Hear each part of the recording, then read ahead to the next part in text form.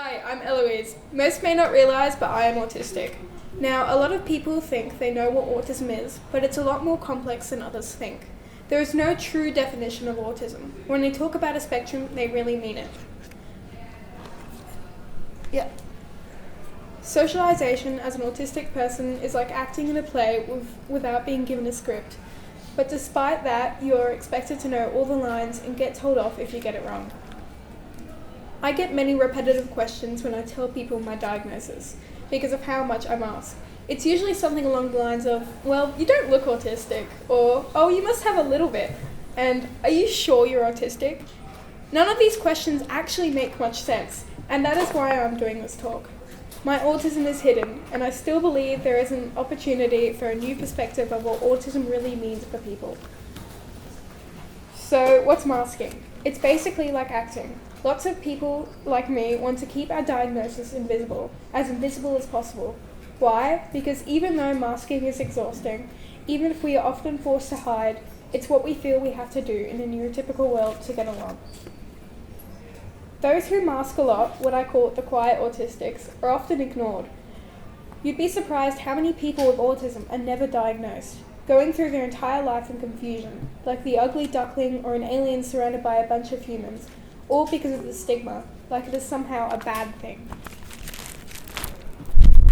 So it is important to understand that we are all different. Every person with autism is different in their own way, with their own strengths.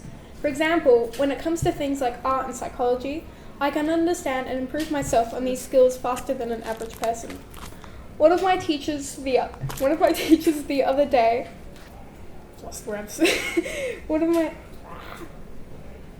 teachers the other day gave me some perspective on how little people know about autism.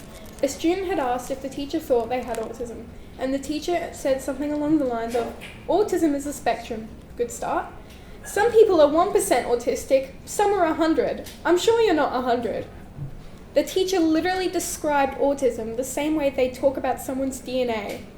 I'm not sure people say, oh yeah, I'm 46% autistic, 32% Norwegian, and 22% Cambodian. They are completely separate things. Autism is a bit more complex than that. We each have different strengths. Some of us talk a lot, some of us don't talk at all. Most of us can get fixated on an idea and from that great things may happen.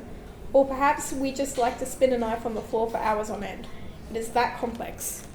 So if there is one thing I hope you think you get out of this when you get home, it is that autism, while often invisible, should not be invisible in people's heads. We have something to say, something to contribute, and we deserve to get as much support and understanding as neurotypicals often get automatically. So take the time, educate yourself, and educate others, because it actually makes a difference. Because autistic people are the future, noticed or not. Thank you for listening.